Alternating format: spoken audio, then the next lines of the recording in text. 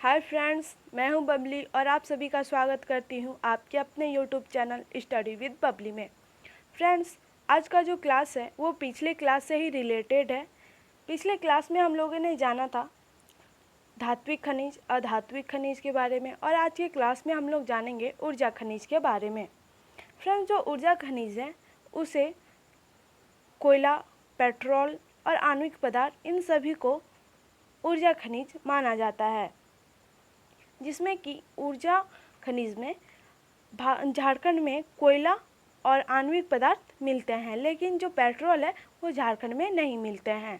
तो चलिए फ्रेंड्स, सबसे पहले हम लोग कोयला के बारे में जान लेते हैं। फ्रेंड, जो कोयला है इसके उत्पादन करने के क्षेत्र में जो झारखंड है वो प्रथम स्थान प्राप्त करता है, और पूरा देश का लगभग 1/3 जो भाग कोयले का वो झारखंड खुद अकेला उत्पादन करता है, और इसी के साथ प्रथम स्थान प्राप्त करता है कोयला उत्पादन करने के क्षेत्र में। और इसका जो भंडार है वो 33.4% यह देश का भंडार है, और जो कोयला है वो गोंडवान किस्म की चट्टानों में पाया जाता है।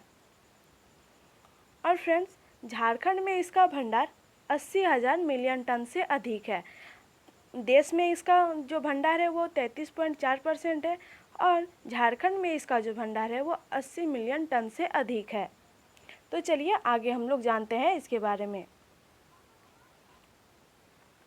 और फ्रेंड्स, ऐसा भी क्वेश्चन दिया जाता है कि केंद्रीय खनन संसाधन केंद्र कहाँ है, तो ये धनबाद में स्थित है। केंद्रीय खनन संसाधन केंद्र वो धनबाद में स्थित है।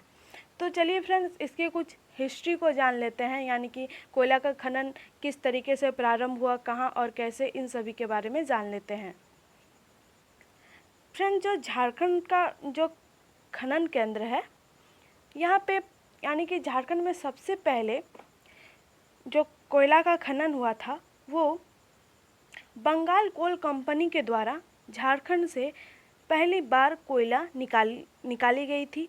या ऐसे भी क्वेश्चन बन सकता है कि झारखंड की वो पहली कौन सी कंपनी थी जिसके द्वारा कोयला निकाली गई थी, तो वो हो जाएगा बंगाल कोल कंपनी। वो पहली कंपनी थी जो झारखंड से कोयला निकाली थी। और झारखंड में सबसे पहले झरिया में खनन प्रारंभ हुआ था वो 1874 में, लेकिन वास्तविक रूप में इसे 1925 में इसका खनन माना जाता है। यानी कि 1874 में इसका प्रारंभ हो चुका था खनन का, लेकिन वास्तविक रूप से इसे 1925 ईस्वी में इसका खनन जो है वो माना जाता है। और फ्रेंड्स, भारत में पहली बार जो कोयला खनन हुआ था वो रानीगंज में हुआ था, जो कि वेस्ट बंगाल एरिया में पड़ता है, यानी पश्चिम बंगाल में।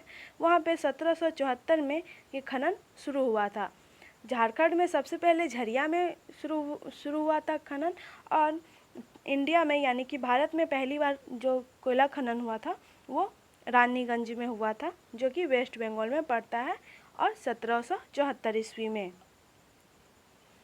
और फ्रेंड्स, ये जो कोयला है यहाँ झारखंड में उच्च किस्म की कोयला पाई जाती है। जैसे कि कोयला का टाइप होता है एंथेनाइट, लिग्नेनाइट, तो उसमें से सबसे उच्च जो है उच्च कोटि की एंथेसाइट कोयला होता है, जिसमें कि 94 से 98% तक कोयला उसमें प्राप्त होता है। जैसे कि कोई खनिज संपदा है वो तो डायरेक्ट कोयला बन के निकलती नहीं है, या फिर कोई यूरेनियम ही है या सोना ही है तो वो डायरेक्ट ज़मीन से यानी खनन करके कोयला तो निकलती नहीं है।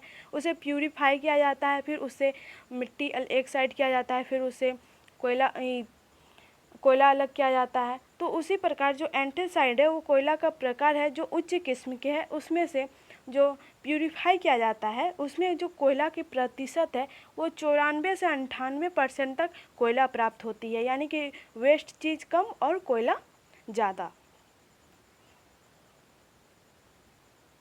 और फ्रेंड्स, उत्पादन और भंडार के क्षेत्र में इसे 5 भागों में बांटा गया है। उत्पादन और क्षेत्र में कितने भागों में बांटा गया है, तो वो 5 भागों में बांटा गया है। ऐसा भी क्वेश्चन बन सकता है कि झारखंड में उत्पादन और भंडार के क्षेत्र में कोयला को कितने भागों में बांटा गया है, तो वो 5 भागों में बांटा गया है। तो वो कौन कौन से हैं इसके बारे में जानते हैं। पहला है दामोदर घाटी परियोजना, बराकर नदी बेसिन कोयला क्षेत्र, अजय बेसिन क्षेत्र, राजमहल की पहाड़ी क्षेत्र और उत्तरी कोयल बेसिन क्षेत्र, इन 5 भागों में बांटा गया है। तो सबसे पहले हम लोग जानते हैं दामोदर घाटी परियोजना, उसके बारे में जानते हैं। और फ्रेंड्स, ये जो दामोदर घाटी परियोजना है, यहाँ पे 100% कोयला जो है यहाँ उपलब्ध है, यानी कि यहाँ पे जो कोयला की प्राप्ति बहुत ही मतलब ज़्यादा होती है और यहाँ पे कोकिंग कोल की प्राप्ति होती है। और सर्वप्रथम यहाँ पे झारखंड में कोकिंग कोल जो होता है, या फिर ऐसा कह सकते हैं कि झारखंड में पहली बार जो खनन, कोयला की खनन तो वो झारखंड से ही हुआ था, झारखंड के झरिया से ही, जो कि दामोदर घाटी परियोजना क्षेत्र में पड़ता है। और यहाँ का जो कोयला खनन करने का जो काम शुरू हुआ था वो दामोदर घाटी निगम के द्वारा, यानी कि दामोदर घाटी निगम के अंतर्गत ये कोयला की खनन प्रक्रिया आरंभ हुई थी।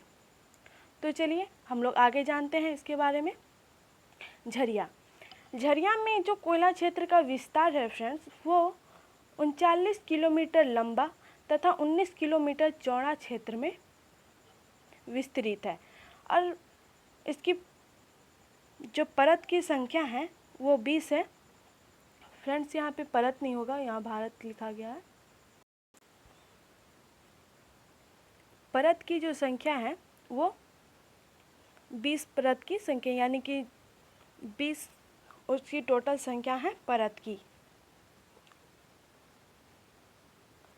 और फ्रेंड, झारखंड में सर्वप्रथम कोयला खनन दामोदर घाटी निगम के अंतर्गत हुआ था, इसके बारे में बताया ही था हमने। और झरिया का कोयला जो क्षेत्र है वो भारत के कोकिंग कोल लिमिटेड के अंतर्गत आता है, यानी कि झारखंड का कोयला क्षेत्र जो है, यानी कि जितना क्षेत्र में वो विस्तृत है, वो भारत के कोकिंग कोल लिमिटेड के अंदर आता है। और फ्रेंड, झरिया के बारे में थोड़ा जान लेते हैं हम लोग। ये जो झरिया है, यहाँ पे बहुत दिनों से आग लगी हुई है, लगभग 100 वर्ष हो गई है। यहाँ झरिया में अंडरग्राउंड ही आग लग चुकी है। जैसे कि यहाँ पे आग लगने का जो शुरू, ऐसा वैज्ञानिक लोग ने कहा है कि 1916 में ही यहाँ पे आग लग चुकी थी। यानी कि झरिया का जितना बड़ा कोयला क्षेत्र है, जहाँ तक विस्तृत है, वहाँ पे अंडरग्राउंड जो है वो आग लग चुकी है। और ये आग जो है वो 1916 ईस्वी में ही लगी हुई थी, लेकिन तब से इसके बारे में कोई ध्यान नहीं दिया गया था कि वहाँ आग लग चुकी है, उसके बचाव रख रखाव किया जाए, उस एरिया को मतलब जल से बुझाया जाए, ऐसा कोई वहाँ ध्यान नहीं दिया गया था। फिर 2008 ईस्वी में, यानी कि 2008 में, जब बहुत ही ज़्यादा यहाँ आग लग चुकी थी, पूरा तबाही मच रहा था, अगर बारिश होती थी तो पूरा धुआं आता था, अपने आप ज़मीन जो है वो धंसने लगने लगे थे। तो 2008 में जो सरकार थी, झारखंड सरकार, वो इसकी ओर इशारा किया कि अब इसे बचाना चाहिए। और फिर 2010 में बहुत सारे परिवारों को दूसरे जगह शिफ्ट किया गया, वहाँ से जो झरिया के क्षेत्र में आग लगी हुई जो क्षेत्र थे, वहाँ से उसे दूसरे जगह ट्रांसफ़र किया गया रहने के लिए, और दूसरा जगह बसाया गया उन लोगों को। लेकिन इसके यहाँ पे जो आग बुझाने के लिए बहुत सारे वैज्ञानिक भी लगे हुए हैं, लेकिन आग इतना ज़्यादा फैल गई है कि वो रोकथाम करने का कोई उपाय ही नहीं मिल रहा है कि किस तरह से रोका जाए। हालांकि अभी उसके अंदर ऑक्सीजन के संपर्क में आने नहीं दिया जा रहा है कि ऑक्सीजन वहाँ पे जाएगा तो फिर बहुत ज़्यादा बवंडर हो सकता है, ऐसा भी हो सकता है कि पूरा शहर ही तबाह हो जाए। लेकिन अभी ऑक्सीजन के संपर्क में उसे नहीं रखा जा रहा है, क्योंकि वो अंडरग्राउंड आग लगी हुई है, यानी कि अंदर ही अंदर आग लगी हुई है और ऊपर में ज़मीन है, तो लाजमी है कि नीचे आग लगेगी तो ऊपर से धंसेगी ही। और उसके बाद 2014 है, तब से इसे चुनावी मामले में सब उठाने लगे, मुद्दा के रूप में प्रॉमिस करने लगे कि नहीं, आप मेरी सरकार बनाओ तो मैं यहाँ पे झरिया का क्षेत्र में सॉल्व करूँगा। लेकिन अभी तक इसमें कोई भी बड़ी सफलता हासिल नहीं हुई है, और ये दिन पे दिन ये जो आग है अपना भयंकर रूप लेते जा रही है। और इसके पहले वाले वीडियो में हमने दिखाया है कि एक ओवरव्यू दिया है कि आप उससे अंदाज़ा लगा सकते हैं कि किस प्रकार से जो आग है वो फैल रही है। तो आप लोग उस वीडियो को ज़रूर देखें कि ताकि आप लोग आने वाले संकट से बच सके। और इसके बारे में सरकार को ध्यान देना चाहिए कुछ ज़्यादा हद तक, क्योंकि ये बहुत आदमी की ज़िंदगी की बात है। तो चलिए फ्रेंड्स, और यहाँ जो झरिया है यहाँ से 70% मतलब 60% उत्पादन करता है कोकिंग कोल का। सिर्फ झरिया ही अकेला खुद 60% कोयला का उत्पादन करता है। यानी कि सोच सकते हैं कि ये जो क्षेत्र है वो कोयले के मामले में कितना इम्पोर्टेंट क्षेत्र है। ये खुद अकेला 60% कोयला उत्पादन करता है। और यहाँ और जो झारखंड का जो राजस्व प्राप्ति है, यानी कि जो अर्थव्यवस्था में जो राजस्व प्राप्ति है वो झारखंड के कोयले से ही, यानी कि खनिज संपदा से 75% आय जो है वो कोयला से प्राप्त होता है। यानी कि टोटल झारखंड का टोटल राजस्व प्राप्ति में 75% कोयला से प्राप्त होता है उसकी राजस्व आय में। तो सोच सकते हैं कि कितना ये इम्पोर्टेंट है ये झरिया। तो चलिए फ्रेंड्स, देख सकते हैं कि झारखंड की खनिजों से 75% आय जो है वो कोयला से प्राप्त होता है। और यहाँ पे 60% कोयला का उत्पादन किया जाता है। झरिया खुद अकेले 60% कोयला का उत्पादन करती है। और फ्रेंड्स, यहाँ के जो ये जो झरिया है इसके रूस की सहायता से ये संचालित होने वाली परियोजना है। ऐसा भी क्वेश्चन पूछा जा सकता है कि जो झारखंड का झरिया है उससे वो बनाने में उसकी सहायता जो संचालित होने वाली सहायक कौन से देश हैं, तो वो रूस हो जाएगा। झारखंड में रूस की सहायता से ही संचालित ये कोयला परियोजना कौन कौन से हैं वो जान लेते हैं। तो झरिया से कुमारी ओसीपी क्षेत्र का विकास जो है वो रूस के सहायता से हुआ है। और झरिया से सीता नाला कोयला क्षेत्र का विकास जो है ये भी रूस की सहायता से हुआ है। और इसके सहायता से ये संचालित होने वाली परियोजना है दो, तो वो झरिया से कन्याकुमारी ओसीपी क्षेत्र का विकास और झरिया से सीता नाला कोयला क्षेत्र का विकास। और फ्रेंड्स, अब जानते हैं झारखंड के विश्व बैंक की सहायता से, झारखंड में विश्व बैंक की सहायता से संचालित होने वाली परियोजना जो दो थे, जो कि रूस से संचालित होने वाली परियोजना थी, जिसमें पहले थी झरिया से कुमारी ओसीपी की विकास क्षेत्र और दूसरा थी झरिया से सीता नाला कोयला क्षेत्र का विकास। और अब हम लोग जानेंगे विश्व बैंक की सहायता से संचालित होने वाली परियोजना। तो पहला है झरिया कोकिंग कोयला परियोजना, दूसरा है राजरप्पा परियोजना, तीसरा है राजमहल परियोजना, चौथा है दामोदर परियोजना और पांचवा है कतरास परियोजना। फ्रेंड्स, ये पांचों परियोजना को देख लेंगे क्योंकि ऐसा क्वेश्चन बन सकता है, दिया रहेगा कि राजरप्पा परियोजना जो है ये किसके सहायता से संचालित होती है। तो ऑप्शन रह जाएंगे विश्व बैंक, रूस, स्लोविया, बहुत सारे ऑप्शन रह जाएंगे, 4 ऑप्शन। तो उसमें से आप लोग को सही टिक लगाना है, विश्व बैंक की सहायता से ये परियोजना संचालित होती है। तो चलिए फ्रेंड्स, अब हम लोग जानते हैं चंद्रपुरा के बारे में। चंद्रपुरा जो है फ्रेंड्स ये दामोदर घाटी परियोजना के अंतर्गत ही है।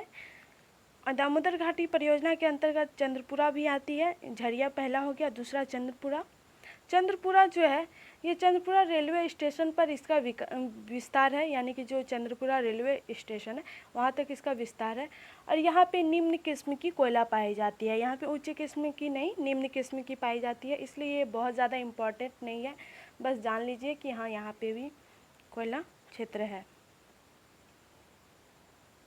अब हम लोग जानते हैं बोकारो के बारे में। ये भी दामोदर घाटी परियोजना के अंतर्गत आते हैं। दामोदर घाटी परियोजना के अंतर्गत पहला झरिया, दूसरा चंद्रपुरा, अब तीसरा बोकारो के बारे में जानते हैं।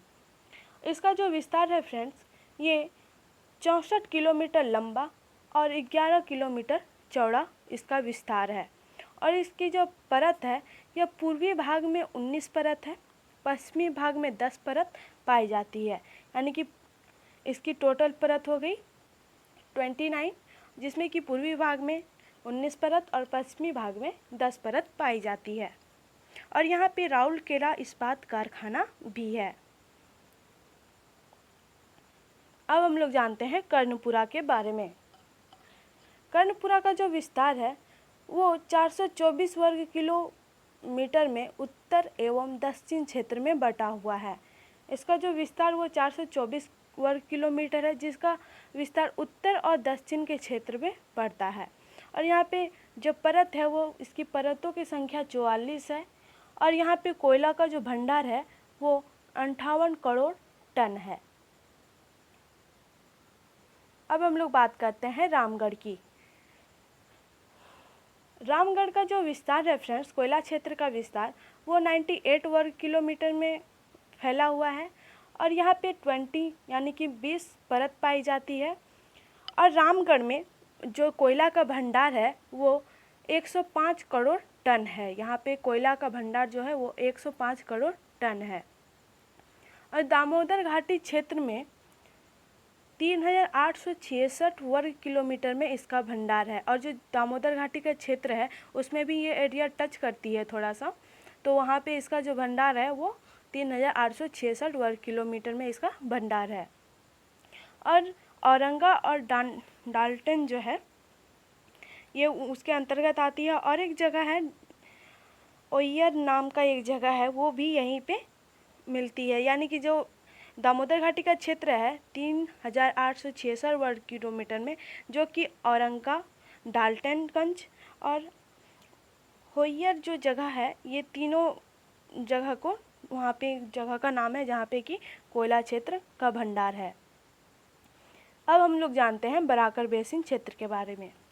तो हम लोग पहला जो उत्पादन और भंडार के क्षेत्र में 5 जो क्षेत्र थे, जिसमें दामोदर घाटी परियोजना के बारे में हम लोगों ने जाना। दामोदर घाटी परियोजना में झरिया, चंद्रपुरा, बोकारो, कर्णपुरा, रामगढ़ ये आए। और अब हम लोग जानते हैं बोकारो बराकर बेसिन क्षेत्र के बारे में।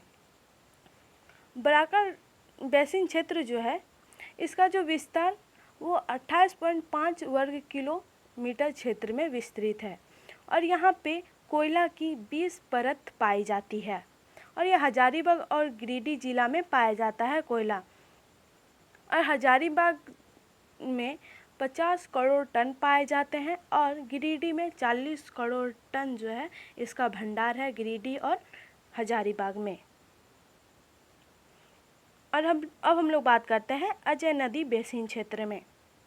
अजय नदी बेसिन क्षेत्र जो है ये इसका जो स्थान है वो हजारीबाग के जिला में जयंती, सहजोली, करैया के भाग में ये पाया जाता है। और इसका भंडार जो है ये 40 करोड़ टन है। और देवघर में भी कुछ पाए जाते हैं, बहुत ज़्यादा नहीं, थोड़ा बहुत देवघर में भी पाए जाते हैं। अब हम लोग राजमहल पहाड़ी के क्षेत्र के बारे में जानते हैं।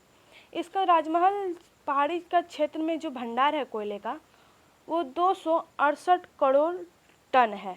यानी कि राजमहल पहाड़ी क्षेत्र में इसका भंडार 268 करोड़ टन है। और इसका जो विस्तार है वो 520 वर्ग किलोमीटर है। यानी कि 520 वर्ग किलोमीटर क्षेत्र में यानी कि एरिया में वो फैला हुआ है कोयला, जिसमें कि छपरपिट्टा में 13 परत हैं। वहाँ पे छपरपिट्टा नामक एक जगह है, वहाँ पे 13 परत हैं, यानी कोयले की परत 13 है। और हेना है, हेना नामक एक जगह है, वहाँ पे 3 परत पाई जाती है। और जिलवारी में 5 परत पाई जाती है। छपरपिट्टा में 13 परत, हेना में 3 परत और जिलवारी में 5 परत पाई जाती है। तो चलिए फ्रेंड्स, अब हम लोग जानते हैं उत्तरी कोयल बेसिन क्षेत्र के बारे में। उत्तरी कोयल बेसिन क्षेत्र जो है फ्रेंड्स वो डाल्टनगंज, होटारू, औरंगा नदी एवं अमानत नदी क्षेत्र में है। यानी कि जो उत्तरी कोयल बेसिन क्षेत्र है इससे ही पता चल जाता है कि वो अमानत नदी, औरंगा नदी के तट पे ही होगी। उत्तरी क्षेत्र में डाल्टनगंज, होटारू के क्षेत्र में ये फैली हुई है। और यहाँ का इसका जो भंडार है वो 250 करोड़ टन यहाँ पे कोयले का भंडार है।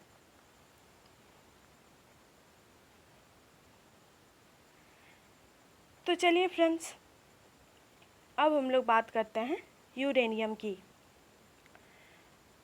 कोयला की हम लोगों ने बात कर लिया, ऊर्जा खनिज के बारे में।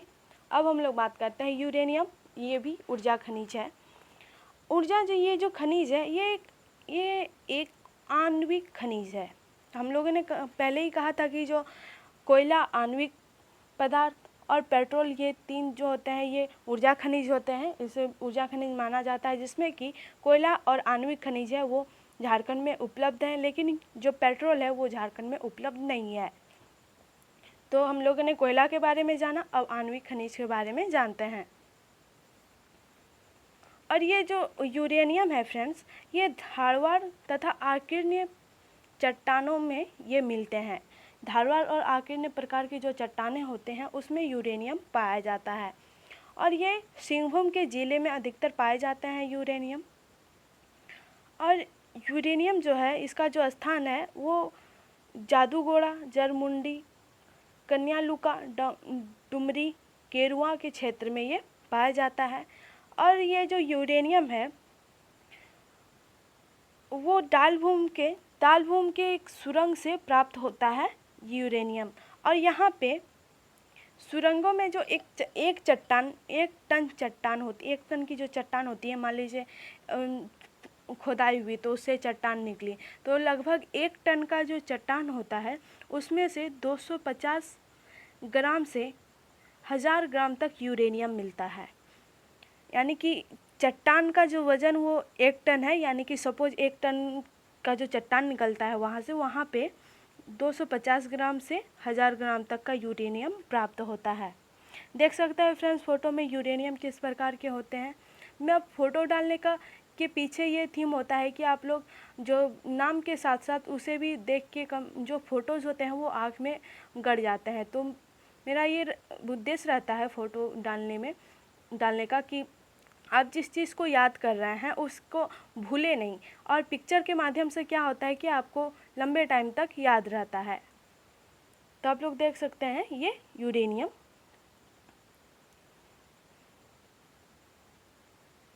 और फ्रेंड्स यूरेनियम के बारे में हम और कुछ फैक्ट छूट गए हैं। और इसका जो खनन जो होता है, यूरेनियम का जो खनन प्रक्रिया है, यह यूरेनियम कॉरपोरेशन ऑफ इंडिया के द्वारा इसका खनन होता है। और ये जादूगोड़ा में पूर्वी सिंहभूम में ये होते हैं, जिसका खनन होता है। और जादूगोड़ा के पश्चिमी भाग में तुरामडी नामक एक जगह है, वहाँ पे न्यू खनन मतलब कि खान पाया गया है यूरेनियम का। अब हम लोग जानते हैं थोरियम के बारे में। यह भी एक आणविक प्रकार की खनिज है फ्रेंड्स। यहाँ आणविक प्रकार की खनिज है फ्रेंड्स। और इसका जो विस्तार है वो रांची का पठार के क्षेत्र में पाया जाता है। धनबाद के क्षेत्र में, रांची के पठार और धनबाद के क्षेत्र में थोरियम जो है वो मिलते हैं। और यहाँ पे उच्च किस्म की थोरियम जो है वो पाई जाती है। फ्रेंड्स, जैसे कि कोयला का जो टाइप होता है एंथेनाइट, लिग्नेनाइट, एंथेसाइट, उसी प्रकार जो थोरियम का जो टाइप होता है, जैसे थोरियोनाइट, थोरियम एल्गेनाइट, उसमें से जैसे खनन हुई तो इसका जो टाइप हुआ थेरियोनाइट, उसमें से लगभग 90% थोरियम मिलता है। और एग्लेनाइट से 3% थोरियम निकलता है, और मोनोजाइट से 10% जो है थोरियम निकलता है। तो यहाँ पे उच्च किस्म की थोरियम निकलती है। तो यहाँ ऐसा भी क्वेश्चन हमने देखा है फ्रेंड्स, या फिर आप प्रैक्टिस सेट बनाते होंगे तो आपको दिखा होगा, या फिर आप प्रीवियस ईयर का क्वेश्चन निकाल के देख ले तो ऐसा भी क्वेश्चन मिला है कि थोरियम के उच्च किस्म की जो खनिज संपदा है तो उसका नाम क्या है, तो वो हो जाएगा थोरियोनाइट। ये जो है थोरियम की उच्च किस्म की पदार्थ है, जिसमें कि 90% थोरियम मिलता है, यानी कि 90% थोरियम उससे निकाला जाता है। तो चलिए फ्रेंड्स, ये देखिए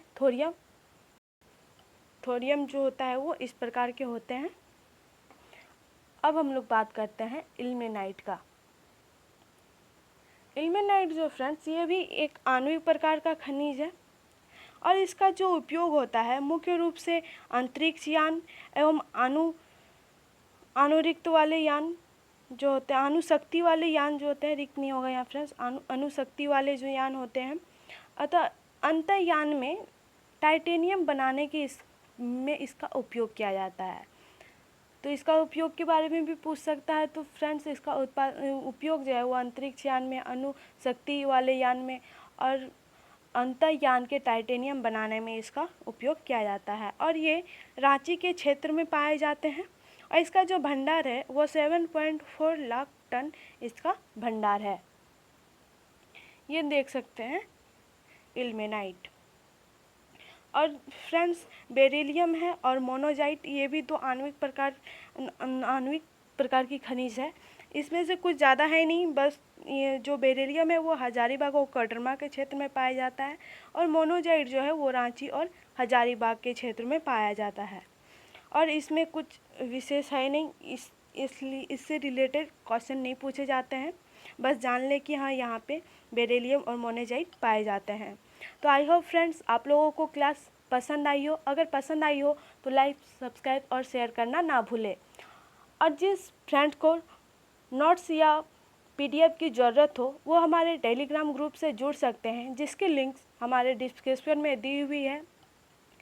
तो आज के लिए बस इतना ही फ्रेंड्स, लेते हैं आप लोगों से विदा। धन्यवाद।